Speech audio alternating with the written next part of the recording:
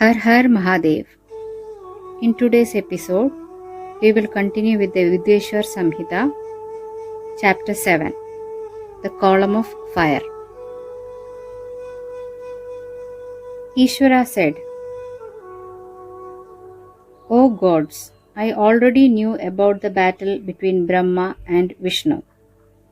Ishvara told the assembly of gods that he would go to the place where Hari and Dhatri were fighting.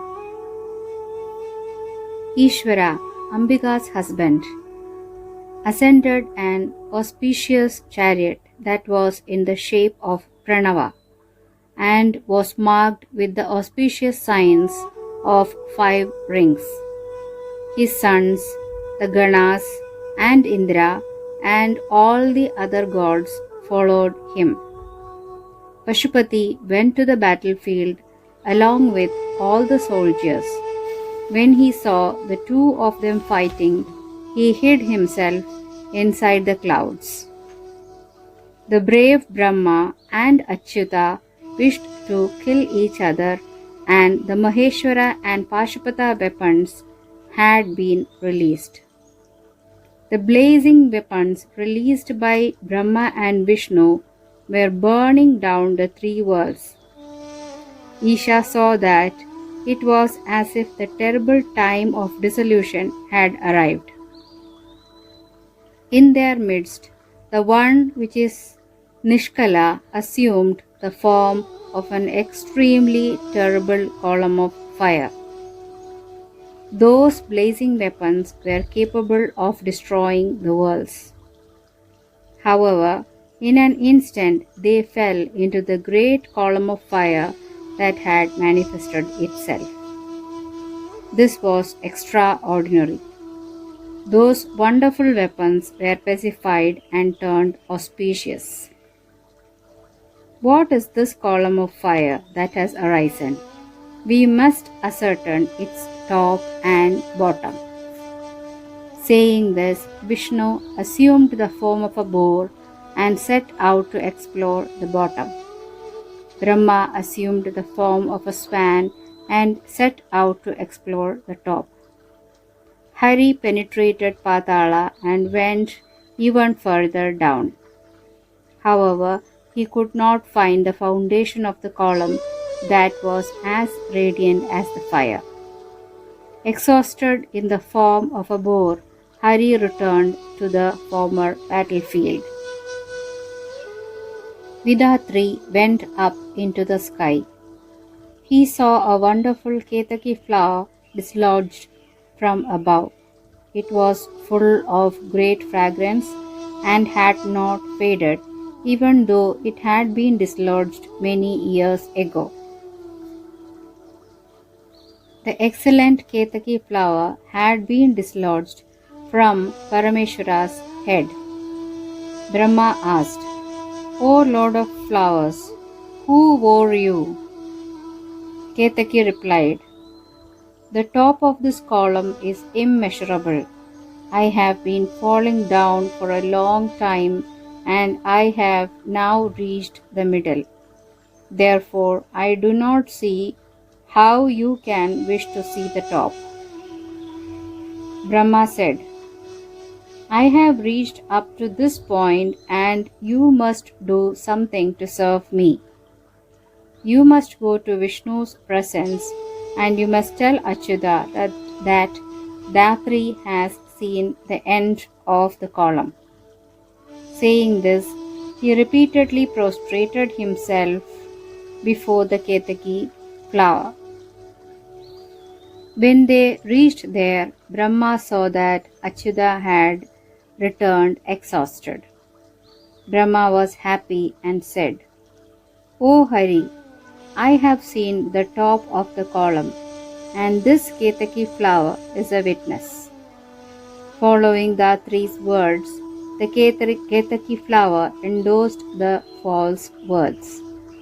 Thinking these words to be true, Hari bowed down before Vidatri. Using the prescribed 16 forms of upachara, he worshipped him. At this point, Ishvara himself assumed a form and emerged from that lingam made out of fire. Seeing the Lord, Vishnu trembled again and clasped his feet with his hands. Your form has no beginning and no end. It is because of our deluded intelligence and our desires that we thought otherwise. You are Sattva and you are the source of compassion. Please show us your favors and pardon us our sins. Ishvara replied, O Hari, I am pleased with you. Despite hankering after lordship, you have not deviated from true words. Therefore, I am telling you that among people you will be treated on an equal footing as me, and will receive the same kind of worship. From now on, you will have your own separate kshetra, the establishment of your own image, your own festivities, and your own worship. Thus, in ancient times, the divinity was pleased at Hari's adherence to the truth, and while the large number of devas looked on, granted him an equal status. Thus ends chapter 7. Please note that Vidatri and Datri are the other names of Brahma. Now we will go to the next chapter of Videshwar Samhita, chapter 8, the humbling of Brahma. Nandigeshwara said, Mahadeva then created an extraordinary being from the middle of his own eyebrows. This was Bhairava, designed to destroy Brahma's pride.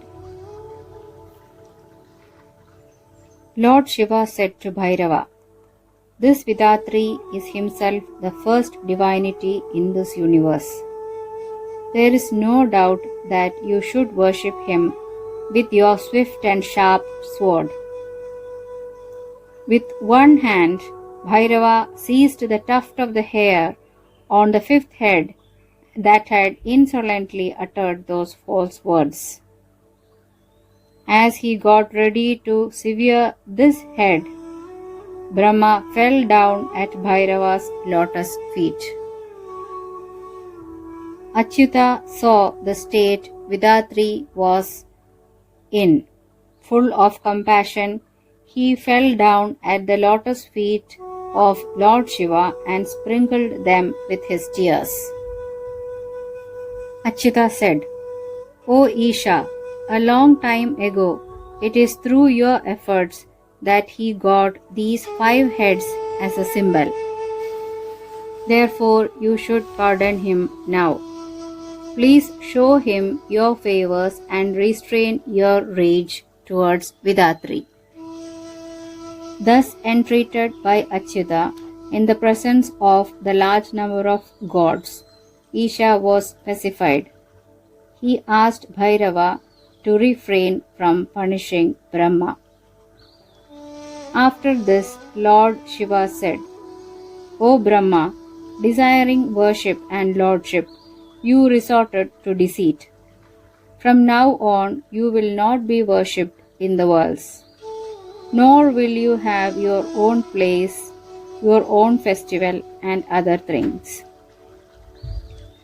Brahma replied, O Lord, please show me your favors. I think that this saving of my head is a boon. I prostrate myself before you. You are the one who tolerates all kinds of sins. Ishvara said, If there is no king, there will be fear and this entire universe will be destroyed. Therefore, you will have the power of chastising the worlds with your staff. I will also bestow another boon on you.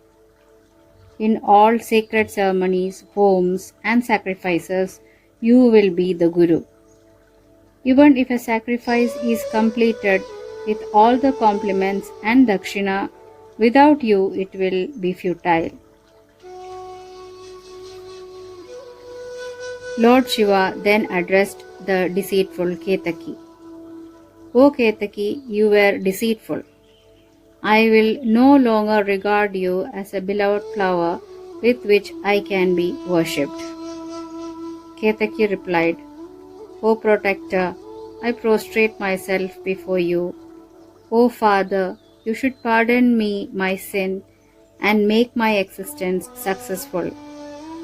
When one remembers you, sins committed knowingly or unknowingly are destroyed. Now that I have seen you, how can the sin of uttering a falsehood remain with me? Ishvara said, Since I speak the truth, it is not appropriate that I should wear you again. However, my followers will wear you, and therefore your birth will not be unsuccessful. In this way, the illustrious one showed his favors to Ketaki flower, Vidatri, and Madhava. Thus ends the chapter 8.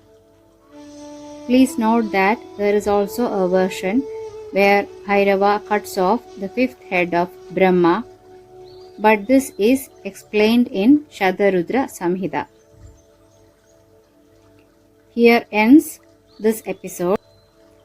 We will continue with the next chapter in the next episode. Thank you.